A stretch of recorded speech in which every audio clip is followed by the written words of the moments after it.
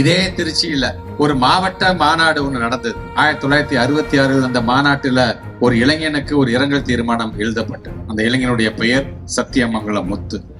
அந்த சத்தியமங்கலம் முத்து என்பவர் சத்தியமங்கலம் வட்டாரத்தில் இருக்கின்ற குமாரபாளையம் என்ற பகுதியில் பிறந்த அந்த இளைஞன் ஒரு லாரி ஒர்க் ஷாப்ல வேலை பார்க்கின்ற ஒரு இளைஞன் தான். 1965 இந்த இந்தி திணிப்புக்கின்ற ஆங்காங்கே பாத்தீங்கன்னா அந்த மொழிப்போர் அங்கங்க தீப்பத்தி பறிவை கொண்டிருந்தது.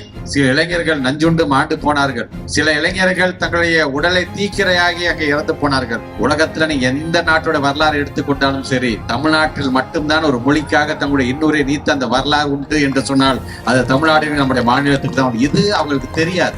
இப்படி இது போன்ற அந்த சத்தியமங்கலம் முத்துக்கான ஒரு இரங்கல் தீர்மானத்தை மாவட்ட மாநாடு நடந்தது என்று சொன்னால் அதே ஆண்டு 1966 மதுரையில் நடந்த மாநில மாநாட்டுல கிட்டத்தட்ட அந்த பந்தலுக்கே அந்த சத்தியமங்கலம் முத்துடைய பெயரை வைத்து பார்த்தோம் நம்முடைய இயக்கம். இப்படி மொழிப்போருக்கென்று பல தியாகங்களை செய்த ஒரு தமிழ்நாட்டுல இந்தியை திணிக்க பார்க்கிறார்கள். அதற்காக தான் இன்றைக்கு நாங்கள் வன்மையாக கண்டித்துக் கொண்டோம்.